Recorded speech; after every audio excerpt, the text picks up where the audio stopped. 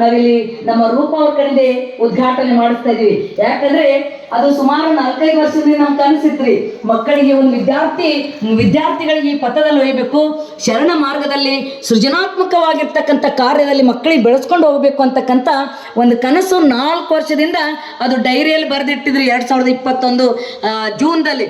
ಆದ್ರೆ ಇವತ್ತದು ನನಸಾಗ್ಲತ್ತದ. ಅದು ಬಸವಣ್ಣನವರ ಇಚ್ಛೆ, ಅದು ರೂಪ ಅವರಿಂದ ಉದ್ಘಾಟನೆ ಆಗ್ತಕ್ಕಂಥದ್ದು. ಯಾಕಂದ್ರೆ ಒಂದು ವಚನ ಹೇಳ್ತಾರೆ ಶರಣರು, ಎಲೆ ಶಿವನೇ ನಿಮ್ಮಲ್ಲಿ ಸಾಲವ ಕೊಂಡು, ಎಲೆ ಶಿವನೇ ನಿಮ್ಮಲ್ಲಿ ಸಾಲವ ಕೊಂಡು ನಿಮ್ಮ ಶರಣ ಶಿವಲೋಕಕ್ಕೆ ಹೋದವನಲ್ಲ. ಪೃಥ್ವಿಯ ಸಾಲವ ಪೃಥ್ವಿಗೆ ಕೊಟ್ಟು, ಪೃಥ್ವಿಯ ಸಾಲವ ಪೃಥ್ವಿಗೆ ಕೊಟ್ಟು, ಅಪ್ಪುವಿನ ಸಾಲವ ಅಪ್ಪುವಿಗೆ ಕೊಟ್ಟು, ತೇಜದ ಸಾಲವ ತೇಜಕ್ಕೆ ಕೊಟ್ಟು, ವಾಯುವಿನ ಸಾಲವ ವಾಯುವಿಗೆ ಕೊಟ್ಟು, ಆಕಾಶದ ಸಾಲವ ಆಕಾಶಕ್ಕೆ ಕೊಟ್ಟು, ಪ್ರಸಾದವ ನಾರಿಗೆಯೂ ಕೊಡಲಿಲ್ಲೆಂದು ಕೂಡಲ ಚನ್ನ ಸಂಗನಲ್ಲಿ ಹೂಣೆ ಒಕ್ಕ ಶರಣಂಗೆ